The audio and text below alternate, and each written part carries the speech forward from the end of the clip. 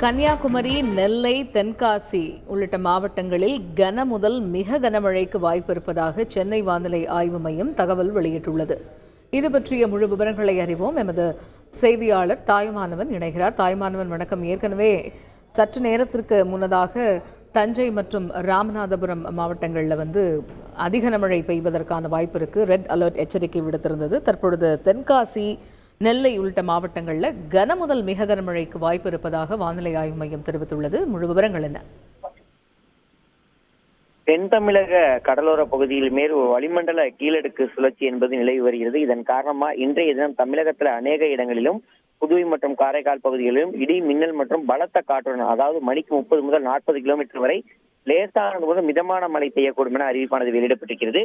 குறிப்பா கன்னியாகுமரி, திருநெல்வேலி மற்றும் தென்காசி ஆகிய 3 மாவட்டங்கள்ல ஓரிரு இடங்கள்ல கன முதல் மிக கனமழையும், நீலகிரி, கோவை மாவட்டத்துடைய மலைப்பகுதிகள், திருப்பூர், திண்டுக்கல், தேனி, விருதுநகர், மதுரை, சிவகங்கை, ராமநாதபுரம், தூத்துக்குடி மற்றும் புதுக்கோட்டை ஆகிய மாவட்டங்கள்ல இன்றைய தினம் கனமழை பெய்ய வாய்ப்பு இருப்பதா வானிலை ஆய்வு மையம் தகவலை வெளியிட்டிருக்கிறது.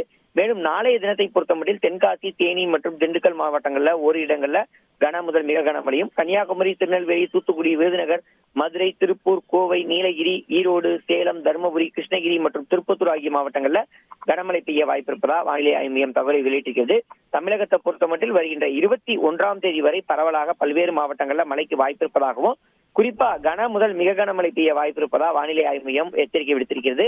அடுத்த 5 தினங்களுக்கான அதிகபட்ச வெப்பநிலையை பொறுத்தமட்டில் இன்று முதல் வருகின்ற 21ஆம் தேதி வரை தமிழகம், புதுவை மற்றும் காரைக்கால் பகுதிகளில் இயல்பு நிலை அல்லது இயல்பை விட குறைவாகவே வெப்பநிலை பதிவாக இருக்கக்கூடும் என அறிவிப்பானது வெளியிடப்பட்டிருக்கிறது. சென்னை மற்றும் புறநகர் பகுதிகளை பொறுத்தமட்டில் அடுத்த 24 மணி நேரத்திற்கு வானம் மேகமூட்டத்தில் காணப்படும் என்றும், நகர்ல ஒரு சில பகுதிகளில் இடி மின்னலுடன் கூடிய மிதமான மழை பெய்ய வாய்ப்பு இருப்பதாகவும், அதிகபட்ச வெப்பநிலை என்பது 32 அல்லது 33 டிகிரி செல்சியஸை ஒட்டியும், குறைந்தபட்ச வெப்பநிலை என்பது 26 அல்லது 27 டிகிரி செல்சியஸ் என்ற அளவில் இருக்கக்கூடும் என அறிவிப்பானது வெளியிடப்பட்டிருக்கிறது.